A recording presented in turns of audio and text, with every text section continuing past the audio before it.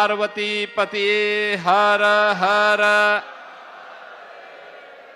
कि इस पावन धरा को जिसे अभिसिंचित करती है मां सरयू और आदि गंगा के रूप में विख्यात गोमती नदी, इस पावन धरा को मैं कोटि कोटि नमन करते हुए आप सभी का अभिनंदन करता हूं। बहनों और भाइयों, कितनी समृद्ध भूमि है, विरासत के साथ साथ कितनी प्रतिभाशाली विभूतियों को देने वाली यह धरती है और स्वाधीनता आंदोलन की अलख जगाने में भी इस भूमि का क्या महत्व है। हम जब इसके इतिहास को पढ़ते हैं तो देखते हैं तो गौरव की अनुभूति होती है। संत कवि बैजनाथ, संत कवि चतुर्भुज दास, संत कवि जगजीवन दास के साथ ही रविदत्त मिश्र, श्री शंकर दयाल अवस्थी, पंडित महेश दत्त शुक्ल, गुरु प्रसाद सिंह मुंगेश समेत तमाम ऐसे साहित्यिक विभूतियों को भी इस धरा ने भारत के साहित्य आकाश में उपलब्ध करवाया है। बहनों और भाइयों, देश की आजादी के लिए, देश की स्वाधीनता के लिए अपने रणबांकुरों के साथ बलिदान हुए राजा बलभद्र सिंह चहलारी की ये पावन धरा हमें सदैव राष्ट्र भक्ति के लिए, राष्ट्र अपनी भारत माता के प्रति समर्पण का भाव पैदा करती है। तो यहां के युवाओं की प्रतिभा, कभी केडी सिंह बाबू की हॉकी के एक प्रतिभाशाली खिलाड़ी के रूप में उन्होंने उस टीम का प्रतिनिधित्व किया जिसने भारत को मेडल दिलाने का काम किया था। ओलंपिक में भारत के नेतृत्व की टीम को आगे बढ़ाने में योगदान दिया था। वह भी बाराबंकी की ही धरा में पैदा हुए थे। यही नहीं, फ्लाइट लेफ्टिनेंट शंकर दयाल वाजपेयी, वायुसेना के एक वीर ने फ्लाइट लेफ्टिनेंट के रूप में उन्होंने अपनी सेवा देकर के अपने आप को बलिदान किया था देश की सीमाओं की सुरक्षा करने के लिए।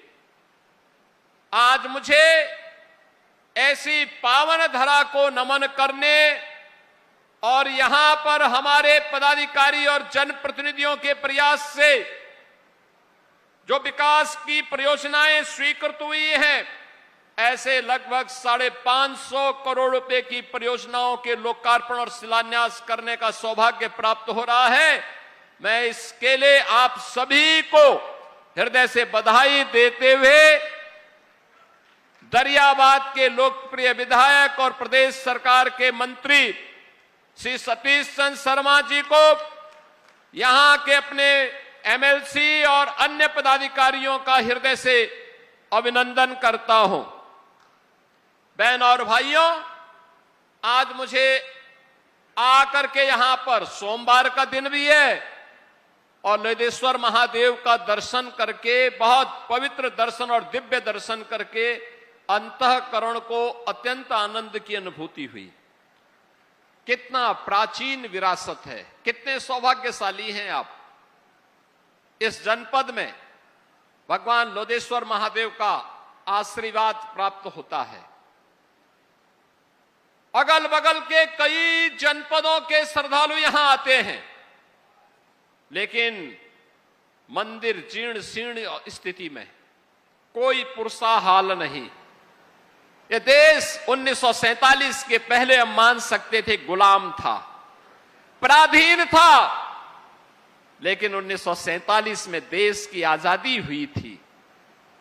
आजादी की वो लो बाराबंकी के लोदेश्वर महादेव के मंदिर तक भी पहुंचनी चाहिए थी, नहीं पहुंच पाई।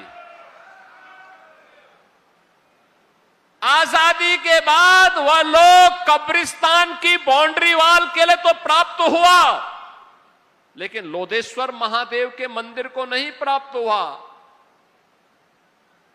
हॉकी के लिए जिन्होंने भारत के राष्ट्रीय खेल हॉकी के लिए पूरा जीवन समर्पित किया, ऐसे केडी सिंह बाबू के हवेली के लिए नहीं वह पैसा उपलब्ध हो पाया था,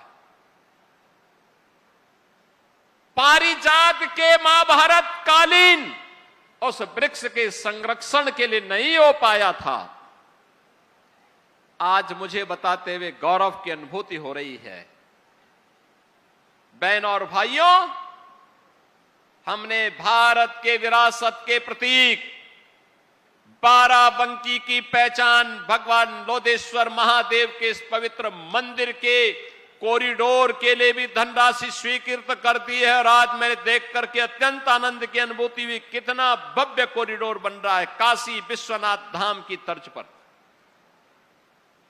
काशी विश्वनाथ धाम की तर्ज पर अब हमारे लोधेश्वर महादेव मंदिर का भी कॉरिडोर बनेगा और आने वाला हर श्रद्धालु, चाहे वह बाराबंकी का हो, अयोध्या का हो, बहराइच का हो, गोंडा का हो, सीतापुर, लखीमपुर, लखनऊ, उन्नाव, हरदोई, रायबरेली, अमेठी, फतेहपुर और पूरा बुंदेलखंड क्षेत्र भी आता है। जो भी आएगा अभिभूत होकर के जाएगा और बदले में आशीर्वाद और धन्यवाद आपको देकर के जाएगा।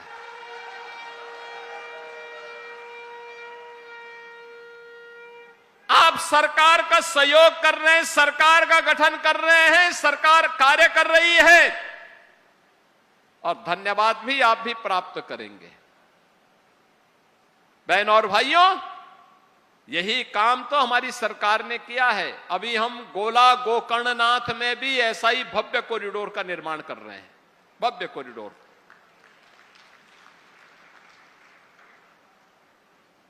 मां विंध्यवासिनी मंदिर मिर्जापुर में भी ऐसे ही भव्य कॉरिडोर का निर्माण हो गया है।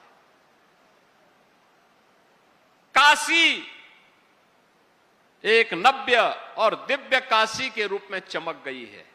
आज से 9 वर्ष पहले कोई काशी जाता था, संकरी गलियों से जाना होता था, गंदगी रहती थी। आज काशी जाएंगे, भव्य और नव्य काशी के रूप में, दिव्य काशी के रूप में दर्शन होते हैं। अंतःकरण से जो भी आता है देश भर से, हम लोगों को भी 2 शब्द धन्यवाद का दे करके जाता है। कितना भव्य दर्शन कर हुआ है भगवान का। आज अयोध्या कोई आता है, अभिभूत होकर के जाता है। पूरे उत्तर प्रदेश वासियों को धन्यवाद प्राप्त होता है। उत्तर प्रदेश वासी देश के अंदर कहीं जाते हैं, आज उसे सम्मान प्राप्त होता है। जब कोई स्पोर्ट्स पर्सन देश भर का या खास तौर पर हॉकी का कोई खिलाड़ी, हॉकी में 36 वर्ष के बाद भारत की टीम ने ओलंपिक में मेडल जीता। उससे पहले केडी सिंह बाबू और मेजर ध्यानचंद जी के समय में ही भारत लगातार 3 बार ओलंपिक में मेडल जीता था, लगातार 3 बार गोल्ड मेडल जीता था। बहनों और भाइयों, कोई भी जब देखेगा कितना दुख हुआ था लोगों को जब समाजवादी पार्टी के समय में हॉकी के इस महान खिलाड़ी ने, जिसने पूरा जीवन भारत के राष्ट्रीय खेल हॉकी के लिए समर्पित किया था, और कितना हृदय विदारक क्षण था जब उनकी हवेली बिकने की नौबत आई थी। तब हमारी सरकार आई थी, हमने कहा केडी सिंह बाबू की हवेली बिकेगी नहीं, सरकार उसका पैसा चुकाएगी और केडी सिंह बाबू की स्मृति को हम पुनर्जीवित करेंगे। हर युवा के लिए एक प्रेरणा है, हर भारतीय के लिए एक प्रेरणा है। आपने कल देखा होगा रात्रि को जब फीफा का स्पेन और अर्जेंटीना का मैच चल रहा था, क्या लोगों में जज्बा था। 2 देश लड़ रहे थे, एक दक्षिण अमेरिका का अर्जेंटीना है और एक यूरोप का देश है स्पेन। दोनों टीमों के बीच संघर्ष चल रहा था, खूब लड़ाई लड़ाई दी जा रही थी फुटबॉल के लिए, और कैसे उनके समर्थक अभिभूत हो रहे थे। मैच हो रहा था अमेरिका में, न्यू जर्सी में मैच चल रहा था। मैं देख रहा था लोगों के उस जज्बे को।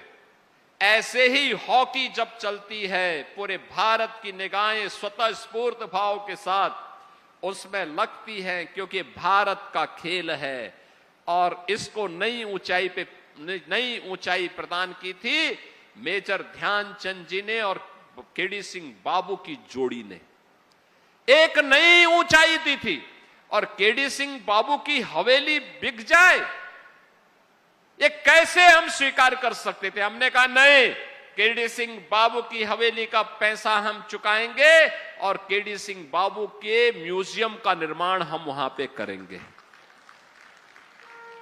बहनों और भाइयों, जब अच्छी सरकार आती है तो अच्छी सरकार ऐसे ही कार्यों को करके आगे बढ़ती है। विरासत, ये विरासत सनातन धर्म की पहचान है, याद रखना। इसी विरासत के संरक्षण के लिए, सनातन मूल्यों की रक्षा करने के लिए, यहां पर जो मैं कह रहा था कि अलग अलग समय में अलग अलग महापुरुषों ने अपना योगदान दिया। राजा बलभद्र सिंह चलारी जी ने भी अपना बलिदान इसी बात को लेकर के दिया था। देश की आजादी के लिए अपने रणबांकुरों के साथ उन्होंने ब्रिटिश हुकूमत की चूलें हिला दी थी। मात्र 18 वर्ष की उम्र में वो लड़े थे। मात्र 18 वर्ष, क्या उम्र होती है 18 वर्ष की, लेकिन देश की आजादी के लिए उससे बढ़कर के कुछ नहीं हो सकता। और यही तो काम किया था राजा बलभद्र सिंह ने, यही काम किया था कवि लाखन पासी जी ने, यही काम तो किया था देश की इसी गुलामी से मुक्त करने के लिए, देश की स्वाधीनता को बनाए रखने के लिए महाराजा बिजली पासी ने। यही तो योगदान दिया था महाराज सोहेलदेव ने, यही तो योगदान दिया था महाराणा प्रताप ने, छत्रपति शिवाजी महाराज ने और गुरु गोविंद सिंह जी महाराज ने। आज हम स्मरण करते हैं इसलिए क्योंकि देश की स्वाधीनता को बनाए रखने के लिए उन्होंने अपना योगदान दिया। और ये मेरी सरकार का सौभाग्य है, हमारी सरकार ने महाराज सोहेलदेव का भव्य स्मारक बहराइच में उसी स्थान पर बनाया है जहां पर महाराजा सोहेलदेव ने एक विदेशी आक्रांता सालार मसूद को मारा था, उसकी पूरी सेना के साथ उसको चकनाचूर किया था। उसी स्थान पर हमने भव्य कॉरिडोर बनाया है, भव्य कॉरिडोर महाराजा सोहेलदेव का बनाया है। हमारी सरकार लखनऊ में वीरांगना उदा देवी पासी का भी भव्य एक बटालियन, पीएसी की बटालियन ही हमने गठित की है। हमने वीरांगना छलकारी बाई कोरी के नाम पर गोरखपुर में पीएसी की एक बटालियन का गठन किया है। और ऐसे ही बदायूं में अवंती बाई लोधी के नाम पर, वीरांगना अवंती बाई लोधी के नाम पर एक पीएसी की महिला बटालियन का गठन हम लोगों ने वहां पर भी किया है। महारानी दुर्गावती के नाम पर बांदा में हम लोगों ने मेडिकल कॉलेज का निर्माण किया है। औरैया में लोकमाता अहिल्याबाई होलकर के नाम पर एक गवर्नमेंट मेडिकल कॉलेज का निर्माण किया है। अयोध्या में इंटरनेशनल एयरपोर्ट महर्षि वाल्मीकि के नाम पर किया है। अयोध्या में रेन बसेरा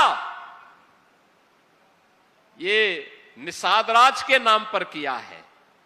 यानी हर महापुरुष को, जिस भी महापुरुष ने देश के लिए योगदान किया है, सनातन के लिए अपना समर्पण किया है, हमारा दायित्व बनता है उनको सम्मान दें, उनके गौरव को, उनकी महिमा को वर्तमान पीढ़ी को अवगत कराएं और उन्हें इस बारे में अवगत कराएं कि सनातन की सुदृढ़ नींव पर ही हमारा उज्जवल भविष्य निर्भर करेगा। हमारा भविष्य इस पर निर्भर करेगा। सनातन सुरक्षित है, हम सब सुरक्षित हैं। और अगर सनातन के ऊपर कोई खतरा आएगा तो बहनों और भाइयों, ये खतरा कोई बच नहीं पाएगा। ये जो बांटने वाले लोग हैं ना, ये सपा कांग्रेस के नाम पर जितने भी नमूने हैं, याद करना जब आपके ऊपर संकट आता है सबकी बोलती बंद हो जाती है, ये सबका मुंह बंद हो जाता है, कोई बोलेगा नहीं। और यही कारण था, पैसा आपका, लेकिन वो पैसा खर्च होता था कब्रिस्तान की बाउंड्री वाल के नाम पर। महादेवा के लिए पैसा नहीं मिलता था, अयोध्या के लिए पैसा नहीं मिलता था, महाराज सोहेलदेव के नाम पर, महाराज बिजली पासी के नाम पर, महाराज लाखन पासी के नाम पर,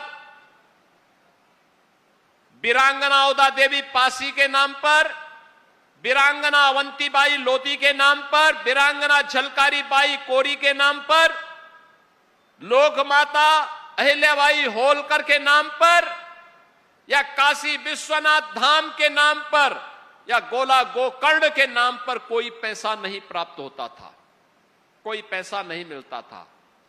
इसको वे सांप्रदायिक कहते थे। कब्रिस्तान की बाउंड्री वाल बनाना उनके लिए यह धर्मनिरपेक्षता का एक मानक बन गया था। लेकिन कावड़ यात्रा पे रोक लगा देना, जन्माष्टमी के आयोजन को प्रतिबंधित कर देना, रामनवमी के शोभा यात्रा को रोक देना, दुर्गा पूजा के पंडालों को प्रतिबंधित करना, इसको वे धर्मनिरपेक्षता का मानक मानते थे, उसका स्टैंडर्ड मानते थे कि धर्मनिरपेक्ष वही है जो ये काम करेगा। हमें ऐसे धर्मनिरपेक्षता को खाड़ फेंक करके सनातन की सुदृढ़ भूमि पर एक सुरक्षित भारत के निर्माण की दिशा में आगे बढ़ना पड़ेगा। एक सुरक्षित भारत के लिए कार्य करना पड़ेगा।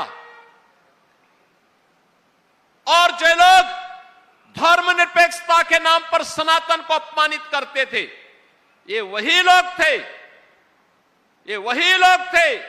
एक और आपको अपमानित करते थे, आपके पर्व और त्योहार के पहले उपद्रव करते थे, अराजकता फैलाते थे, और दूसरी तरफ अपने बुर्गों से अवैध वसूली करवाते थे। यानी उन्होंने कोई निवेश तो किया नहीं, क्योंकि अराजकता थी, कर्फ्यू था, दंगा था। तो वे लोग क्या करते थे, गांव-गांव में, शहर-शहर में उन्होंने कट्टा और बम बनाना शुरू करा दिया। उस कट्टे और बम से फिर व्यापारी लूटा जाता था, बेटी की इज्जत के साथ खिलवाड़ होता था। और आज कट्टा और बम नहीं, अब तो लखनऊ में ब्रह्मोस मिसाइल बन रही है। ब्रह्मोस मिसाइल एक बार जब दागा जाता है ना, तो पाकिस्तान से लेकर के उसके आका तक सबकी नींद उड़ जाती है और सब बाप बाप कह करके चिल्लाते हुए दिखाई देते हैं। यह है आज के भारत की ताकत। आज ब्रह्मोस मिसाइल बन रही है। आज डिफेंस मैन्युफैक्चरिंग कॉरिडोर का एक नया केंद्र यूपी बन गया है। अब बेटी भी सुरक्षित है और व्यापारी भी सुरक्षित है, तो बड़े बड़े निवेश आ रहे हैं और यूपी के नौजवानों को यूपी के अंदर ही काम भी मिल रहा है, नौकरी मिल रही है। सरकार का पहले के सिद्धांत, स्पष्ट सिद्धांत है। पहले दिन ही हमने कह दिया था कि सरकार बिना भेदभाव के कार्य करेगी, किसी के साथ भेदभाव नहीं करेगी।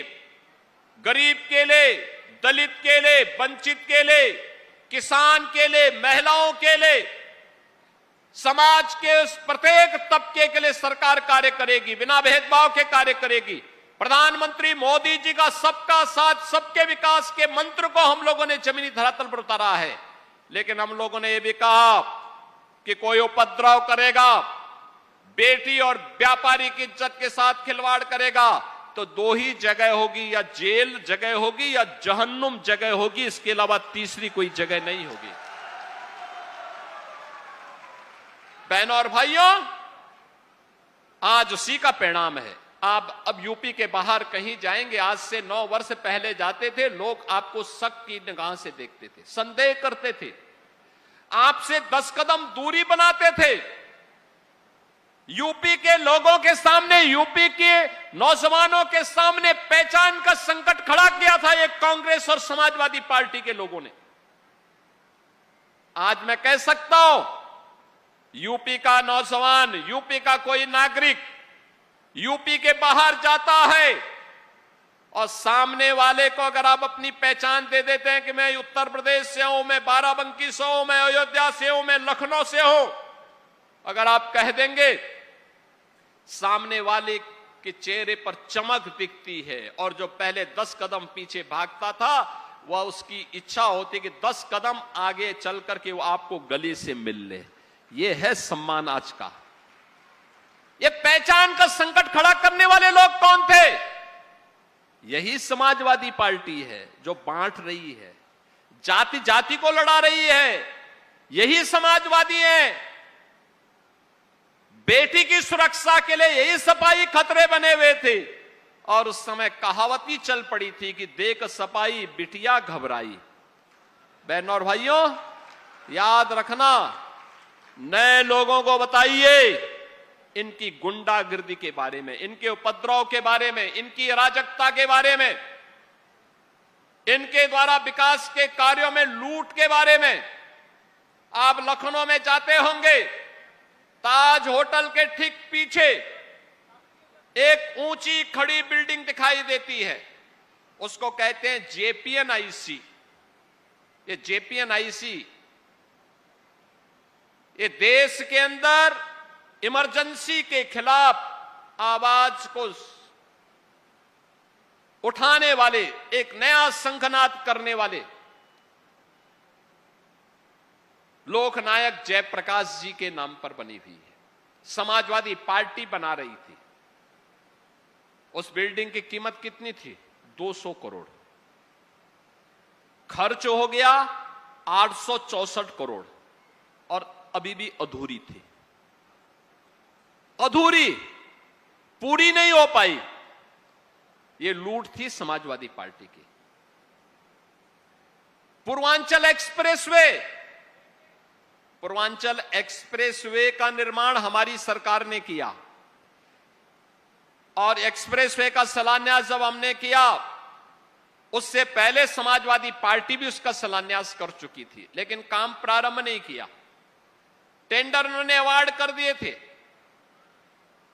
आमंत्रित कर दिए थे। हमने जब उस समय इनका एस्टिमेट देखा तो था 11,200 करोड़ का, 15,200 करोड़ का। 6 महीने तक काम नहीं हुआ। मैंने पूछा भाई कार्य क्यों नहीं हो रहा है? पता लगा कि साहब जमीन नहीं है। तो मैंने कहा भाई जमीन लो। निरस्त किया मैंने, नए सिरे से काम शुरू कराया। जब 2 वर्ष के बाद जमीन आई, हमने फिर से शिलान्यास प्रधानमंत्री जी को बुला के शिलान्यास करवाया। पता लगा कि इसका टेंडर भी 15,200 करोड़ का आया है। मुझे कुछ शक हुआ, मैंने फिर कैंसिल करवाया और फिर नए सिरे से हमने एक साथ टेक्निकल और फाइनेंशियल बिड मंगवाई। आप आश्चर्य करेंगे, उसी एक्सप्रेसवे को जिसको समाजवादी पार्टी 15,200 करोड़ में बना रही थी, हमने 11,800 करोड़ रुपए में उस पूर्वांचल एक्सप्रेसवे को बना दिया। ये समाजवादियों का डकैती है। गोमती रिवर फ्रंट कुल एस्टिमेट आया था 168 करोड़ का, खर्च हो गया 1,700 करोड़ और तो भी अधूरा। अब मुझे बताओ, ये जो पैसा पे डकैती डाल रहे थे, पैसा क्या कोई सफाई घराने का पैसा है क्या? नहीं, ये पैसा आपका पैसा है। ये पैसा आपका पैसा है।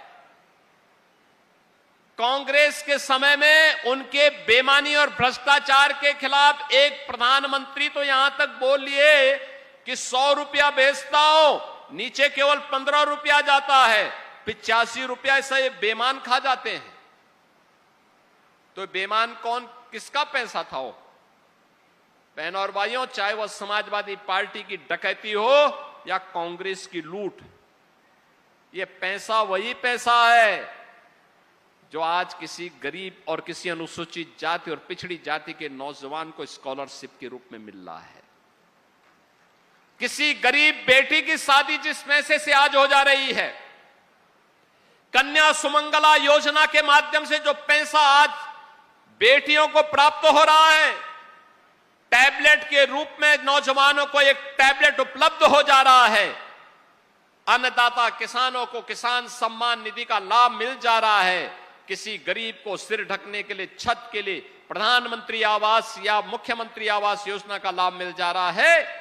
ये वही पैसा है जो हर गरीब को 5 लाख रुपए की स्वास्थ्य बीमा के रूप में भी प्राप्त हो जा रहा है।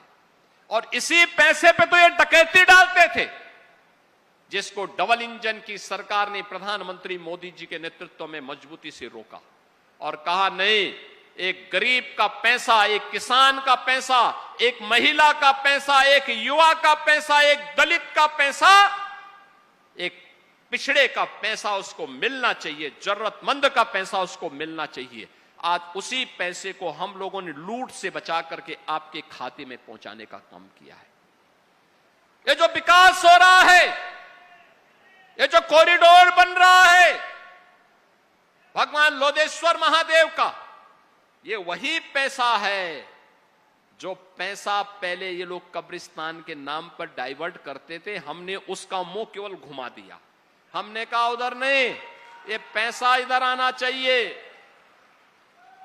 ये पैसा इधर आना चाहिए। भगवान लोधेश्वर महादेव का कॉरिडोर बनेगा तो भगवान लोधेश्वर महादेव की कृपा से बाराबंकी विकास करेगा। युवाओं की नौकरी पे सेफाई सिंडिकेट का कब्जा था, नीलामी होती थी नौकरी। आज तो मुझे अच्छा लगता है जब मैं लखनऊ में नियुक्ति पत्र वितरित करता हूं तो बाराबंकी का नौजवान में भी, पुलिस में भी भर्ती होता है। Uttar Pradesh public service commission में एसडीएम भी बनता है, डिप्टी एसपी भी बनता है। केडी सिंह बाबू की विरासत को आगे बढ़ाने के लिए स्पोर्ट्स कोटे से भी नौकरी मिलती है। हर एक स्तर पर आज बाराबंकी आगे बढ़ रहा है। प्रगतिशील किसानों की एक लंबी श्रृंखला भी बाराबंकी ने दी है और प्रधानमंत्री जी ने उसको एप्रिशिएट करते हुए कैसे पद्म पुरस्कार बाराबंकी के ही श्री राम शरण वर्मा जैसे प्रगतिशील किसानों को प्राप्त होता है। बहन और भाइयों, इसी की तो कमी थी, पहले इसी की कमी थी। ये लोग आज भले ही कुछ बोले, लेकिन इनका वास्तविक चरित्र सनातन विरोधी है। इनके कार्य डकैती डालने जैसे हैं। जनता के हक पर, विकास की परियोजनाओं पर ये लोग डकैती डालने का काम करते थे और इनके कारनामे ऐसे थे जो उत्तर प्रदेश वासियों के सामने पहचान का ही संकट खड़ा कर देते थे। आज यूपी आगे बढ़ रहा है। बॉटम 3 से टॉप 3 इकोनॉमी के रूप में यूपी आगे बढ़ा है। आज आप देखते होंगे, प्राकृतिक आपदा आती है, बाढ़ आती है, सरयू मैया में पानी आता है, लेकिन बाढ़ बचाव के पुख्ता उपाय किए जा रहे हैं। अस्थायी समाधान की तरफ हम जा रहे हैं। गोमती आदि गंगा के रूप में मां गोमती के सुंदरीकरण और उसके पुनरुद्धार के कार्य को आगे बढ़ाया जा रहा है।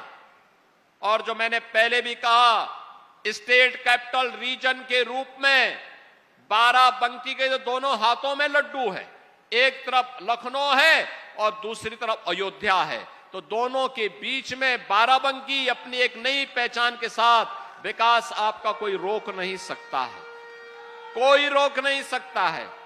जो विकास लखनऊ तक आएगा वो बाराबंकी तक जरूर आएगा, और जो अयोध्या आएगा वह बाराबंकी तक जरूर आएगा। आप सबसे मेरी अपील है, याद रखना, ये कांग्रेस और ये समाजवादी पार्टी ये विरासत के विरोधी भी है और विकास के भी धुर विरोधी है। इनको इससे कोई लेना देना नहीं है।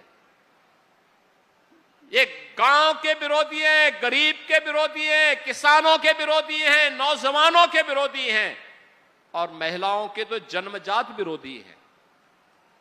इन लोगों से सतर्क रहने की आवश्यकता है। सतर्क रहेंगे तो हमेशा सुरक्षित रहेंगे, और नहीं तो आप देखते होंगे ना कि जैसे ही इनसे कोई सटेगा तो खतरा उतना ही बढ़ेगा। उनसे सावधान और सतर्क रह करके बाराबंकी के विकास की इस प्रक्रिया को, जैसे आज 550 करोड़ रुपए की एक नई सौगात के रूप में हम लोग, ये केवल 2 ही विधानसभा की बात कर रहा हूं मैं भी, इसमें कॉरिडोर वाला काम हमारा पहले से चल रहा है लगभग 100 करोड़ का। आज मैंने जिलाधिकारी बाराबंकी से भी कहा है कि जो सड़क लोधेश्वर महादेव के सामने से जा रहा है, थोड़ा इसको 4 लेन का कर देने की आवश्यकता है। 2 लेन से थोड़ा 4 लेन हो जाए। जो गेट है, इस गेट को और भव्य बनाने की आवश्यकता है।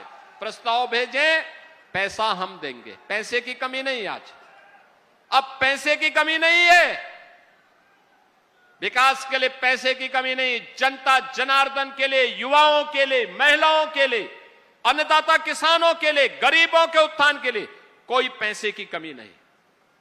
हर कार्य जनता को समर्पित है और उसी समर्पण भाव के साथ आज हम सब आए हैं आपके बीच में कहने के लिए। आपने यहां पर दरियाबाद से सतीश चंद्र शर्मा जी को चुनाव जिता करके भेजा। विकास तेजी के साथ कर रहे हैं, वे यहां तो कर ही रहे हैं लेकिन साथ साथ अन्य जनपदों में जाकर के कार्य भी कर रहे हैं। आपने देखा होगा पहले क्या होता था, एक समाजवादी पार्टी के समय में गरीब का राशन सब चट कर जाते थे। हम लोग आए तो मैंने उनको खाद्य मंत्री ही बनाया और खाद्य मंत्री के रूप में जब उन्होंने काम करना प्रारंभ किया, आज आप देखते होंगे हर गरीब का राशन गरीब तक पहुंच जाता है। और अगर कहीं कोई धांधली कर रहा है तो लखनऊ की स्क्रीन में हमें सामने आ जाता है कहां चोरी कर रहा है, हम तत्काल कार्रवाई कर देते हैं।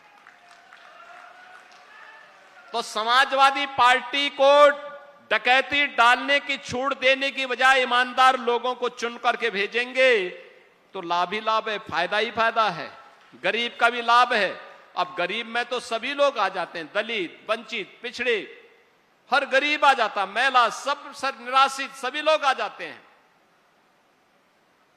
आप याद करिए पहले समाजवादी पार्टी और कांग्रेस के समय में पेंशन का पैसा, पेंशन गरीब को नहीं मिलता था या छात्रों को छात्रवृत्ति नहीं मिलती थी, और मिलती थी तो उसमें भी कट ली जाती थी, यानी उसमें भी घूसखोरी होती थी।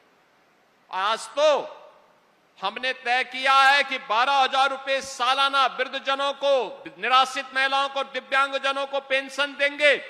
हम लोग लखनऊ में बटन दबाते हैं, 1,06,00,000 से अधिक इन सभी परिवारों को 12,000 रुपए सालाना पेंशन उनके अकाउंट में चला जाता। कोई कट नहीं ले सकता, कोई घूसखोरी नहीं कर सकता।